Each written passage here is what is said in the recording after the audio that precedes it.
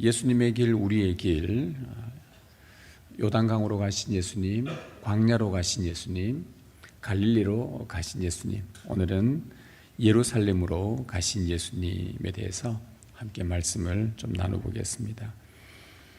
예수님은 공생의 기간에 예루살렘에 몇 번 가셨습니다. 절기를 지키러도 몇 번 가셨고 했는데, 이번에는 오늘 읽은 본문을 이후로는 갈릴리의 3년간의 사역을 이제 거의 다 마무리하시고 구속 사역의 마지막 성취를 위해서 예루살렘으로 가시는 길입니다. 예루살렘으로 간다는 것이 무슨 의미일까? 예루살렘으로 간다는 것이 어떤 의미일까요? 예수님께서 비로소 제자들에게 이제 말씀을 했어요. 내가 이제 예루살렘으로 올라가노니. 예루살렘으로 올라간다. 이건 예수님께서 예루살렘으로 올라간다 처음으로 하신 말씀은 아니시고요. 우리가 구약 성경에 보면 유대인들이 예루살렘으로 올라가자라고 말을 합니다. 시편에는 예루살렘으로 올라가는 노래까지 있을 정도로 예루살렘으로 갈 때 되면 같이 노래를 부르면서 각자 흩어진 각자의 고향에서 일하던 걸 다 멈추고 예루살렘으로 갈 날이 오게 되면 그들이 예루살렘으로 몰려오다 보면 어디 길에서 만나게 되고 또 가다 보면 어디서 만나고 하다가 예루살렘에 도착 딱 되면 그때부터 우리 함께 노래하자 하면서 예루살렘에 올라가는 노래, 시편의 노래를 부르면서 그들이 즐겁게 힘차게 예루살렘 성 안으로 올라갑니다. 자, 예루살렘으로 올라간다는 것, 구약시대 성도들에게는 늘 흔히 사용하는 말이었습니다. 그 구약시대에 예루살렘 성에 그들이 도착합니다. 예루살렘 성이 예루살렘 성과 그 주위의 감람산 이런 쪽에는 그 사이에 깊은 골짜기 같은 계곡 같은 게 있습니다. 그러니까 예루살렘은 아주 높이 우뚝 솟은 성과 같아요. 요새 같습니다. 한 해발 800m 정도 되는데요. 다른 지역에서 예루살렘 가려면 깊은 골짜기로 내려갔다가 다시 다 올라와야만이 예루살렘 성에 이르게 됩니다. 그러니까 예루살렘 성에 다 그렇게 힘들게 도착을 하면 예루살렘 저 남쪽에서부터 딱 도착하면 제일 저 북쪽 위에 솔로몬 왕궁이 보입니다. 궁정이 보이죠. 솔로몬이 거기에서 통치를 합니다. 명령을 하죠. 그러면서 나라를 다스립니다. 근데 그 왕궁보다 좀 더 위에, 이제 마지막 더 이상 갈 곳이 없는 좀 더 위에 보면은 예루살렘 성전, 그때는 솔로몬 성전이었죠. 구약에는 그 성전이 두둑하니 딱 서 있습니다. 이 위치를 보면 예루살렘 성 자체에서 솔로몬 왕궁이 있고 그 위에 성전이 있고, 이 위치가 의미하는 바가 뭐냐? 이스라엘의 왕은 한 나라의 왕으로서 나라를 통치하지만 그러나 그 배후에 있는 그 솔로몬 성전, 즉 만왕의 왕이 계시는 여호와 하나님께 다스림을 받아서 왕이 이 나라를 다스린다라는 그 의미를 갖고 있습니다. 위치적으로도 그렇습니다. 그리고 그 왕궁과 그 성전 둘러싸고 있는 산이 시온산입니다. 하나님께서 병풍처럼 그들을 지키고 보호하신다는 뜻이죠. 이것이 하나의 상징적인 의미인데, 이 건물 자체가, 그런데 실제로도 여호와 하나님께서 다스리십니다. 왕이 나라를 통치하다가 선지자가 와서 왕이시여 하나님의 음성을 들으셔야 되겠습니다 라고 선지자가 말을 하면 왕이 하던 왕의 업무를 내려놓고 바로 그 자기 뒤에 있는 성전으로 들어갑니다. 제사장에게 가서 예배를 통해서 예배를 드립니다. 그리고 거기에서 하나님을 만납니다. 예배합니다. 하나님의 음성을 듣습니다. 율법을 통해 하나님의 말씀을 듣고 내려와서 다시 왕궁에서 하나님의 뜻대로 나라를 통치를 하게 되죠. 이것이 이스라엘의 구조입니다. 그래서 유대인들에게는 이 예루살렘은 아주 특별한 장소입니다. 유대인들은 왕이 성전을 사랑하고 만왕의 왕이신 하나님을 사랑하고 그분의 말씀을 듣고 나라를 다스리면 이 나라는 평화롭게 되고요. 왕이 자기 위에 왕이신 하나님의 말씀, 여호와의 말씀을 듣지 않고 자기가 임의대로 통치를 할 경우에는 이 나라는 불행해지는 겁니다. 전쟁이 일어나는 겁니다. 흉년이 생기고 기근이 생깁니다. 그래서 유대인들에게 이 예루살렘은 아주 특별한 장소입니다.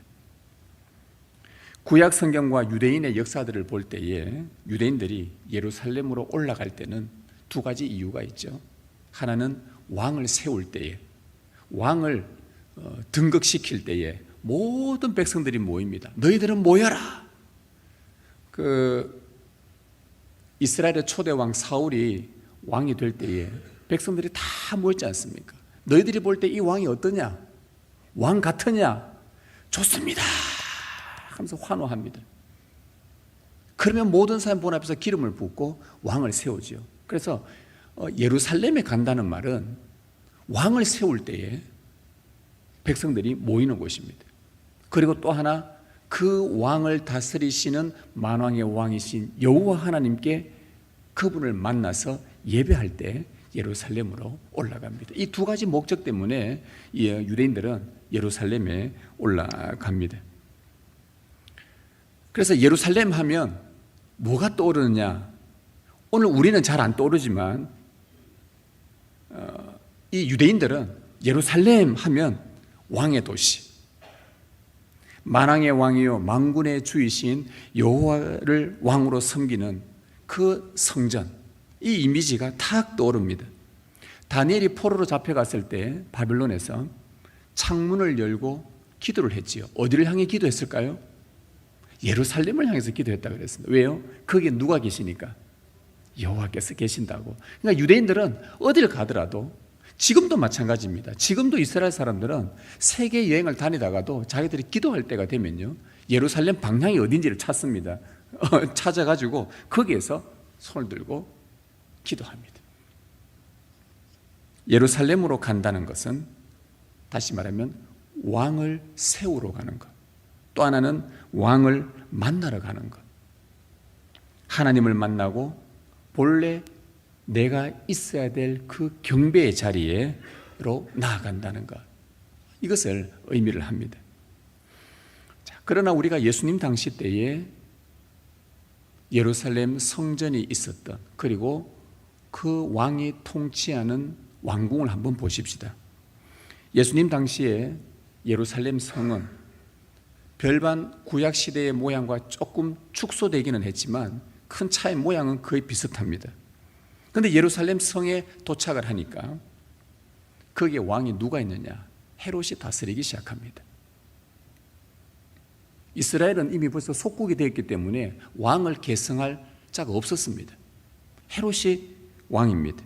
헤롯은 이스라엘은 그 나라를 자신의 정치적 특권을 누리는 도구로 사용을 합니다. 그 다음에 예루살렘 왕궁 뒤에 있는 예루살렘 성전은 그러면 누가 있느냐? 대제사장과 장로들과 서기관들이 있는데 보니까 로마 총독의 꼭두각시가 되어 있습니다. 그래서 대제사장들이 어떻게 하면 잘 빌어붙어서 내 생애에 또 내 아들 대제사장에게 세습시키면서 또 그 아들 대제사장에까지 어떻게 하면 우리 가족이, 우리의 대가 또 함께 협력해서 그 장로들과 서기관들과 함께 사리사욕을 취할 것인가, 이 장소로 성전이 둔갑해 버렸습니다. 왕도 하나님의 뜻과 무관했고 성전도 하나님의 뜻과 무관한 것이 예수님 당시에 바로 그 예루살렘 성의 모습이었죠. 예루살렘에 가도 진짜 왕이 없었고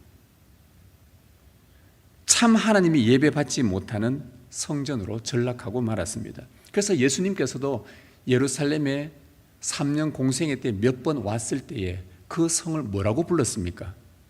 강도의 굴이라고 불렀어요. 예수님도 보고 나서는 진짜 왕이 아니고, 왕은 있으나 참 왕이 아니고, 성전은 있으나 참 하나님을 예배하는 장소가 아닌 강도의 굴이라. 하나님을 예배하는 자리여야 하고 하나님의 말씀에 근거하여 나라를 통치하는 왕이 있어야 할 예루살렘은 더 이상 하나님의 나라가 아니었던 것입니다. 그래서 이 유대인들 중에는요, 그래도 좀 경건파들이 있지 않습니까? 나라가 이렇게 될 수가 있는가? 이스라엘이 이렇게 망가질 수가 있는가? 하면서 분노에 차서 이 경건, 나름 자칭 경건하다고 하는 그 유대인들 중에는 예루살렘의 본래의 모습을 되찾아야 된다. 이렇게 가만히 있을 수가 없다. 이렇게 보고만 있을 수 없다. 저 로마에 의해서 꼭두가시노라 하는 대제사장 저렇게 보고만 있을 수 없다. 저 헤롯이 끊임없이 자기의 정치적 목적을 위해 이 하나님의 도성 예루살렘을 이용하고 있는데 이걸 그냥 내버려 둘 수 없다 해서 그들은 드러내놓지 않고 몰래 비밀리에 결사 조직을 합니다. 그게 일명 혁명단이었습니다. 젤로테스, 헬라어로 젤로테스, 열심당원, 혁명당 이런 말이었죠. 로마를 한번 전복시켜보자. 헤롯 가문을 한번 전복시켜보자. 그래서 예루살렘을 하나님 나라로 한번 만들어보자. 이런 명분을 가지고 혁명단을 조직을 하고 실제로 예수님 오시기 전 한 200년 전부터 혁명을 일으켰습니다. 매번 실패를 했죠. 실패를 하고 나면 모조리 다 몰살당해버립니다. 다 학살당해버립니다. 그 혁명단의 후손 중에는 예수님의 제자도 들어가 있었죠. 예수님의 제자 중에 그 혁명단의 이름 누군지 알고 계시죠? 예수님의 12제자 중에 그 혁명단의 후손이 하나 있습니다. 이름 뭡니까? 누구죠? 권사님들 대답해 보세요. 예수님 얼마나 오래 믿었는데 이거 모르면 안 돼요. 누구지요 이 사람? 우리 집사님들 얘기해 보십시오. 이 누굽니까 이 사람? 예수님의 12제자 중에 한 사람 있잖아요. 혁명당원. 에헤이, 괜찮습니다. 이거 모른다고 구원 못 받는 건 아니니까 걱정하지 마십시오. 12제자 중에서 여러분들의 12제자 이름을 쭉 나열하다 보면 누가복음에는 셀롯인 시몬이라고 나옵니다. 셀롯인, 셀롯 사람, 셀롯이 헬라어로 젤로테스. 우리말로 번역해서 다른 성경에는 열심당원 시몬 이렇게 나옵니다. 열심당. 이 열심당이라는 게 뭐냐? 바로 그 뜻입니다. 열렬하게, 열정적으로, 호전적이고 싸우고 어떻게 해서 이 시대를 전복시켜서 우리의 시대로 한번 만들어보자 라는 그런 의미입니다. 여러분, 이 열심당원 시몬은요, 예수님께서 제자로 불렀어요. 이 시몬이 처음에 예수님의 부름을 받고 제자가 되었을 때 예수님을 따라다니면서 시몬의 생각에는 한 가지 목표가 생겼습니다. 이 예수님이 보니까 능력이 만만치가 않아요. 오병이어로 사람들을 먹이네요. 귀신을 쫓아내네요. 이 능력을 한 번도 본 적이 없단 말이죠. 그래서 혁명단에 있었던 이 열심당원들은 아버지, 할아버지, 저 조상 때부터 끊임없이 혁명해왔다는 얘기를 주로 많이 들었으니까 이 사람들은 목적이 뭐냐? 혹 우리 가운데 메시아 같은 사람이 나타나면 그와 함께 이 나라를 뒤집어야 된다. 전복시켜야 된다. 메시아 같은 자가 나타나기만 하면. 그런데 이 시몬이 예수님을 따라다니는데 예수님이 능력이 보통이 아닌 거예요. 메시아가 아닐까? 메시아가 아닐까?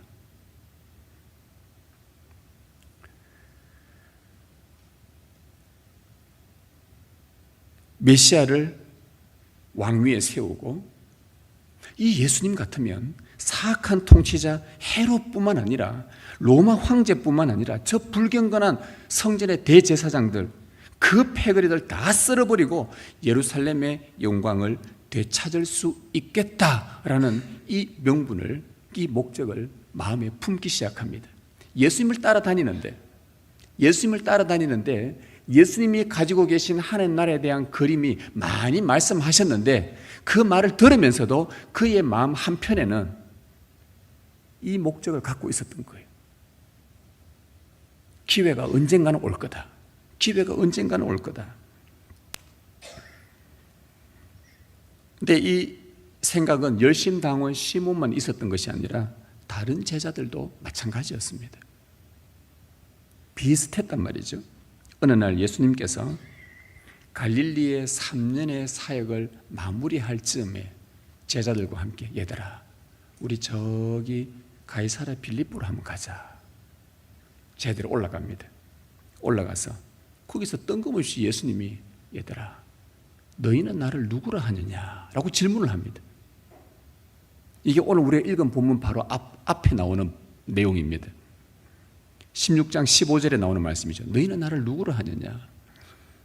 그때 베드로가 마치 항상 베드로가 베드로답지 않습니까?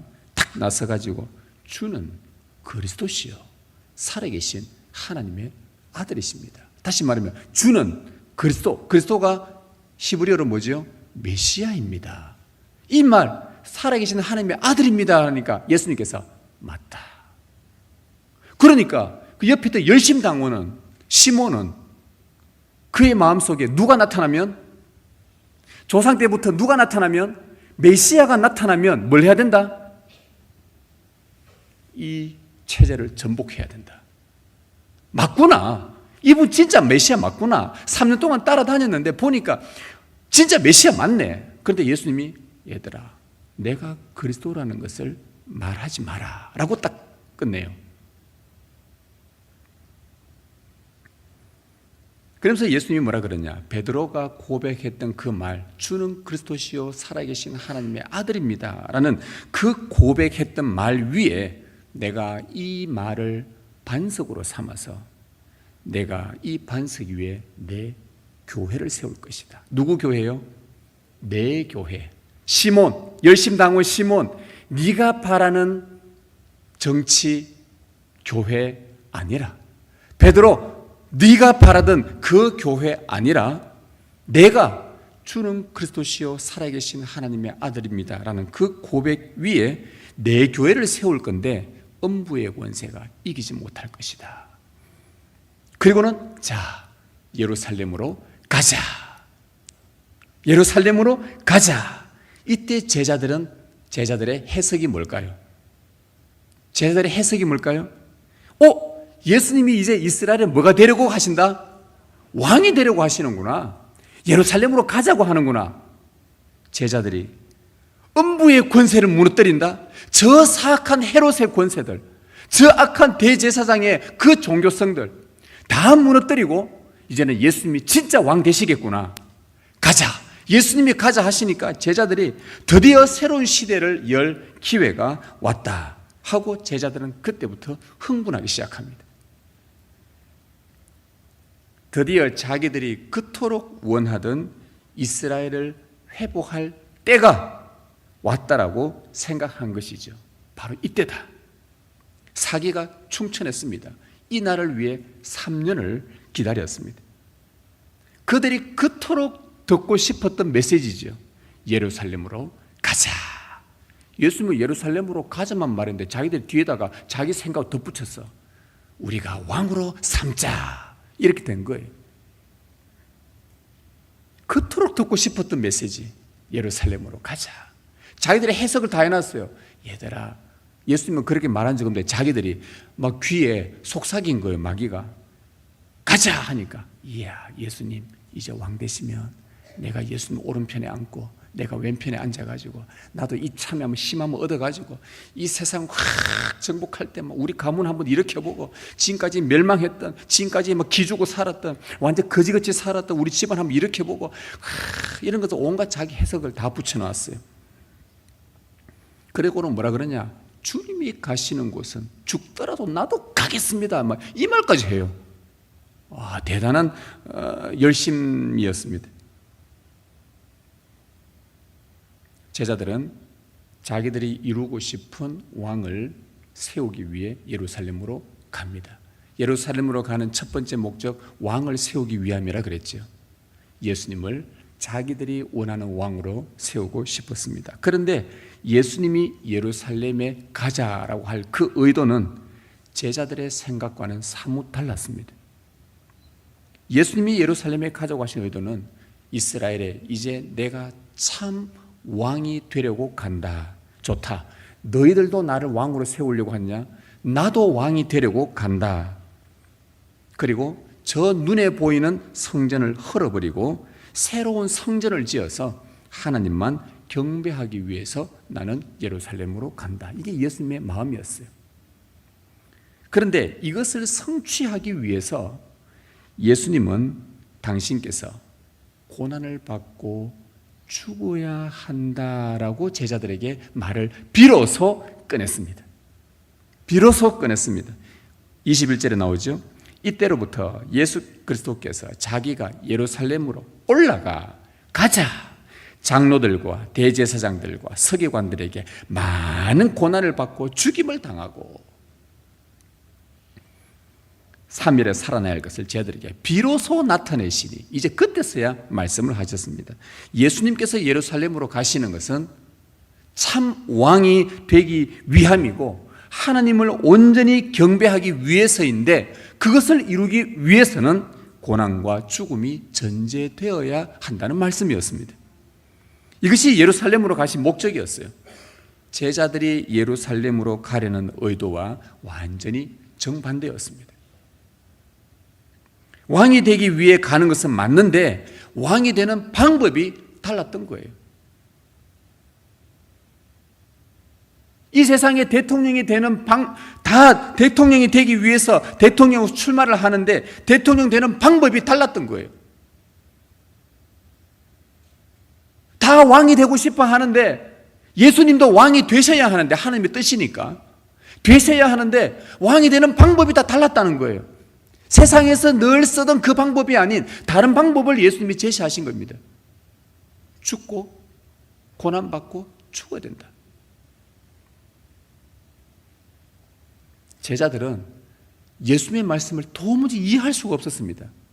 아니 지금 왕이 되어서 예루살렘 가자는데 저들 다 쓸어내야 되는데 이 더럽고 부정하고 부패한 이 모든 권력들 다 없애버려야 되는데 그런데 그 왕이 될 예수님이 나는 그들에게 고난받다가 죽을 거다. 왕이 왜 고난받아야 되는지 왕이 왜 죽어야 되는지 그들은 예수님의 고난과 죽음에 대해서 전혀 준비되지 않았던 것입니다. 3년 따라다녔지만 예수님을 진짜 왕으로 세울 준비를 하나도 하지 않았던 거예요. 악한 헤롯 왕, 로마 총독의 꼭두각시로 사리사욕 취하던 대제사장들, 그들에게 편성하여 자기 이익과 부와 정치적 특권 누리고자 했던 장로들, 사두개인들 등 그들을 다 쓸어버리고 예수님이 왕이 되어 새로운 예루살렘을 만들어야 하는데 예수님이 그 사악한 자들의 손에 고난받고 죽는다니 그들이 이해할 수가 없는 거예요. 왜 이해가 안 됐겠습니까? 예수님의 뜻을 몰랐기 때문입니다. 예수님이 예루살렘으로 가자고 말씀하셨을 때 그들이 그토록 듣기 원했던 메시지였지만 예수님의 고난과 죽음에 관한 선언은 그들이 그토록 듣기를 원치 않았던 메시지였습니다. 참 재밌죠? 자기들이 듣고 싶었던 메시지와 들어야 하는 메시지가 충돌이 온 거예요. 내가 하고 싶은 것과 하나님이 나보고 하라는 것 사이에 충돌이 온 거예요. 그러면 누굴 따라야 됩니까? 무엇을 따라야 됩니까? 내가 듣고 싶은 설교가 있는데 꼭 하나님이 나를 막 찌르고 나를 뒤집어내고 속에 거 다 끄집어내는 이런 설교를 자꾸 들려줘요. 충돌이 오는 거예요. 내가 듣고 싶은 메시지와 들어야 될 메시지가 끊임없는 충돌 속에 이 제자들이 지금 그 자리에 놓여 있는 것입니다. 그럼 이 제자들이 이 순간의 마음은요, 당시 헤롯이나 대제사장이 갖고 있는 마음이나 제자들이 갖고 있는 마음이나 사실은요 똑같은 마음이에요. 똑같은 마음인 겁니다. 자, 이들이 갖고 있는 속마음이 뭡니까?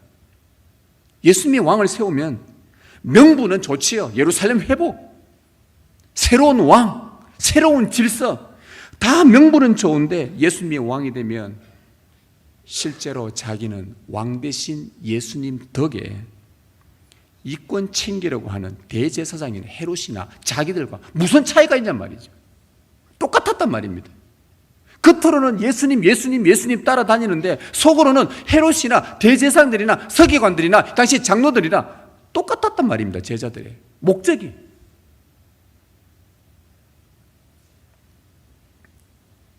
그래서 그들이 듣기를 원했던, 얻기를 원했던 메시지와 다른 원치 않는 메시지가 예수님이 딱 하시자 죽어야 돼, 고난받아야 돼 하니까 갑자기 제자들 마음속에서 뭐가 일어납니까? 분노가 일어나요. 분노가 일어나요. 열심당원 아닙니까? 열심당원. 특히 열심 있는 사람들은요 바로 부딪혀버립니다. 특히 베드로는 예수님께서 자기 뜻과 내가 지금까지 3년 동안 가지고 있었던 그 생각들, 물론 예수님으로부터 천국에 대한 이야기도 듣고 말씀도 듣고 여러 가지 감동도 받았고 예수님을 믿기도 했고, 아, 이분이 정말 메시아구나 이런 생각이 드는 것은 있었지만, 그러나 마음 한편에서 그들이 이루고자 하는 그 목적, 자기 뜻과 순간 달라지자 베드로가 갑자기 분노를 하면서 뭐라 그러냐? 베드로가 예수를 붙들고 항변하여, 22절에 항변하여 이르되 주여 그리 마옵소서, 이 일이 결코 죽게 미치지 아니하리이다. 여러분, 제가 이렇게 곱게 부드럽게 읽어서 이렇지요.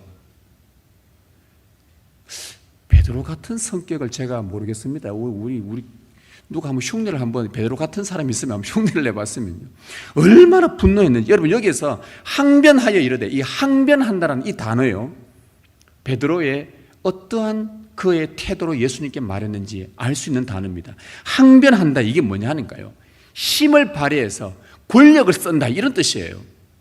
무슨 말이냐 하면, 자기가 예수님이 고난과 죽음에 대해서 말씀하셨는데 자기가 항변해서 자기 힘으로 주님의 뜻을 짓누르고, 무슨 소리 합니까 지금? 주님 정신 차리세요. 지금 당신은 왕이 되셔야 되는데, 메시아인데 뭘 주님 뭐 고난받은 이상한 소리 하고 앉았냐고. 지금 항변하다는 말이 그 뜻이에요. 자기 권력으로 상대의 권력을 짓누르는다는 뜻입니다. 예수님의 뜻을 짓누르고 있어요. 여러분, 이쯤 되면 제자들이 무섭지 않아요? 정말 무서운 사람들이에요. 정말 무서운 겁니다.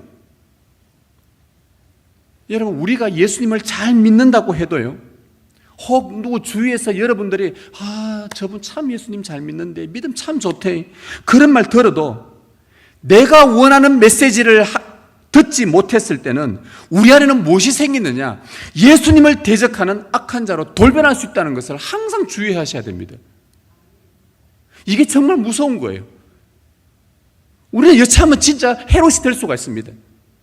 우리가 대제사장이 될 수가 있는 거예요. 나는 예수 잘 믿는데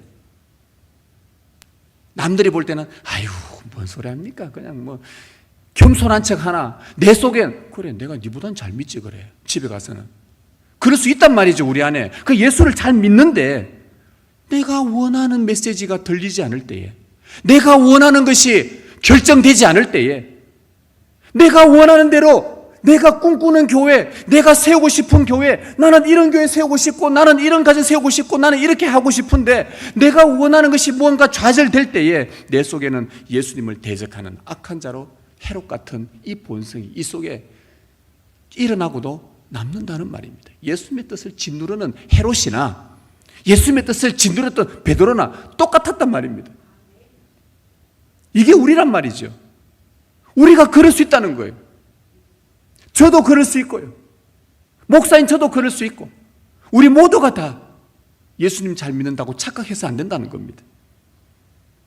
베드로도 그랬다면 충분히 우리도 그럴 수 있는 남은 사람들입니다. 자기가 원하는 것을 얻지 못하면 그 대상이 하물며 예수님이라 하더라도 눌러버리는 그 교만함이 정말 무서운 거예요.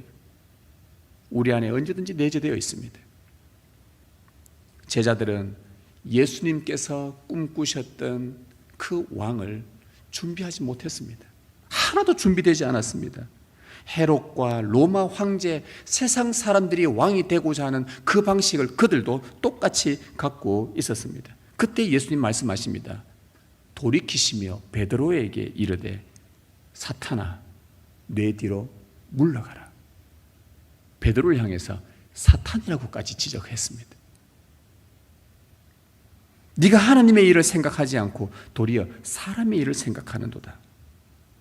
제자들은 졸지에 사탄이 되고 말았습니다. 물론 제자는 사탄이다 이런 게 아니라 사탄이 가지고 있는 것과 똑같은 생각 갖고 있었단 말이죠. 여러분, 거듭나서 우리가 성령으로 충만하지 않으면, 예수님의 뜻에 절대 순복하지 않으면 우리 역시 헤롯과 같은 자가 되고 사리사욕에 눈먼 대제사장들이 되고 내 야망과 꿈을 위해 살아가는 빌라도와 로마 황제가 되고 그 배후에 역사하는 사탄에게 놀아날 수 있다는 것을 우리는 항상 명심하셔야 합니다.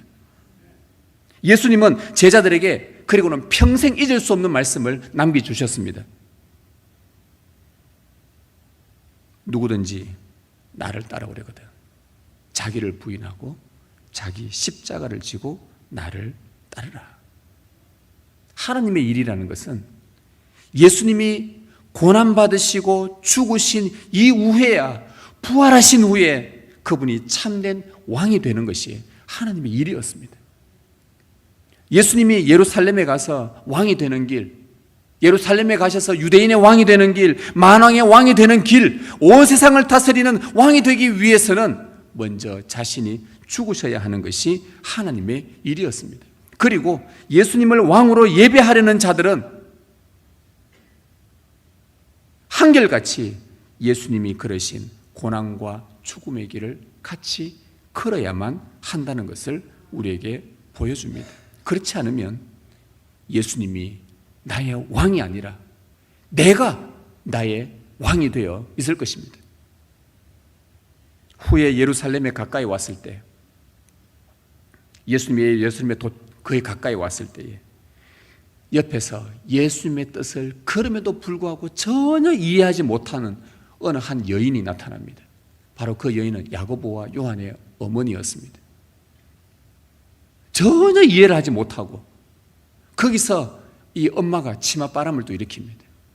예수님, 이제 예루살렘에 다 도착했는데 당신이 왕이 될 건데 왕이 되시면 내 두 아들을 하나는 오른쪽 하나는 왼쪽에 앉게 해 주십시오 라고 요청을 합니다. 그때 예수님이 그 여인에게 뭐라 그럽니까? 네가 내게 구하는 것을 너는 알지 못하고 있다. 지금 네 그게 무슨 자리인 줄 아느냐?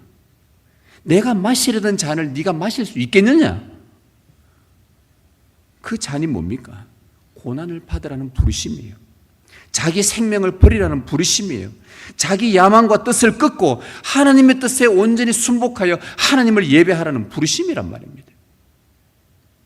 예수님을 가장 가까이서 추종했던 제자들마저, 예수님을 가장 잘 이해하고 있다고 자부했던 그들마저, 예수님을 믿은 지 오래되어 나는 잘 믿고 있다고 생각하는, 나는 구원의 확신이 있다고 생각하는 오늘 우리들마저 내 나름의 방식으로 하나님 나라 이루고 싶고 내 뜻을 굽히지 않고 교회는 이렇게 해야 한다 저래야 된다라고 내 주장하면서 예수님을 여러분들은 깊이 오해하고 있지는 않습니까? 제자들은요, 자신들의 뜻이 산산이 부서지고 조각조각 깨어져서 하나님의 일, 하나님이 생각하신 그분의 나라에 합당한 모습으로 다시 빚어져야 됩니다. 다시 빚어져야 됩니다. 다시 만들어져야 됩니다. 아담이 하나님께서 흙으로 아담을 빚으신 것처럼 우리는 다시 한번 철저하게 낮아지고 완전히 깨부서져서 우리의 흔적조차 사라져버리고 하나님께서 우리를 다시 당신의 손으로 어루만지셔서 성령으로 빚어가셔서 하나님의 뜻에 온전히 순종할 수 있는 자로 또 다시 만들어져야만 합니다. 예수님은 실제로 만왕의 왕이 되시기 위해 예루살렘으로 가셨습니다. 그러나 그분의 왕자리는 세상이 추구하는 전통적인 왕들이 추구하는 모습과는 전혀 달랐습니다. 여러분, 예루살렘으로 가신 예수님을 우리가 따라간다는 것, 그게 무엇입니까? 하나님을 경배하기 위해서, 주 예수님을 우리의 왕으로 섬기기 위해서 우리가 가져야 할 태도, 예루살렘으로 걸어가야 할 그 태도는 예수님께서 먼저 우리에게 본을 보여주셨습니다. 하나님의 뜻 앞에 날마다 나의 뜻을 철저하게 부수고 부드러운 흙이 되어서 주님의 손이 나를 부드럽게 만져 하나님의 형상으로 또다시 새롭게 빚어지도록, 예수님께서 아버지의 뜻에 순종하여 고난과 죽음을 받으신 것처럼 우리도 그렇게 빚어지도록, 이런 과정이 지나야, 우리가 죽는 과정이 지나야 주님께서 마음에 품고 계신 하나님 나라를 우리 안에 가득 채울 수 있을 것입니다. 내가 듣고 싶은 말이 아니라, 내가 원하는 말이 아니라 우리가 들어야만 하는 그 말씀을 들을 수 있는 자가 되도록 만들어져야 하는 것이 예루살렘으로 가는 길입니다. 결국 베드로를 보십시오. 예루살렘에 도착해가지고는 결국 닭이 3번 울었을 때 그는 예수님을 부인하고 말았습니다. 빚어지지 않았을 때 결국은 산산이 부서지고 말았습니다.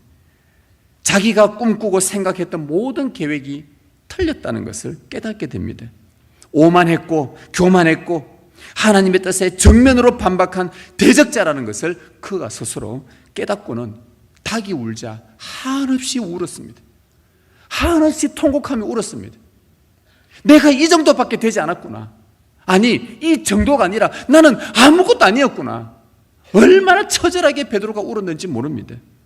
후에 부활의 주님이 베드로를 찾아와서 그의 회개의 눈물을 주님께서 받아주셨고 베드로를 새롭게 빚어가셨습니다. 그리고 베드로는 성령이 충만한 이후에 그는 자기의 삶 전부를 고난받는 일과 십자가를 지고자 하는 간절함으로 살았습니다. 그의 베드로 전서를 보십시오.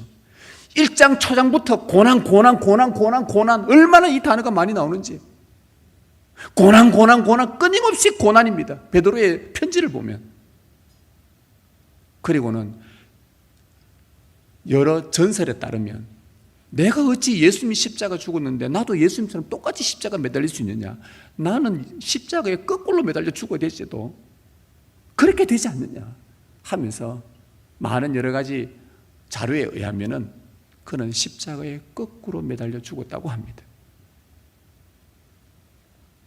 철저하게 자기의 뜻은 버렸습니다.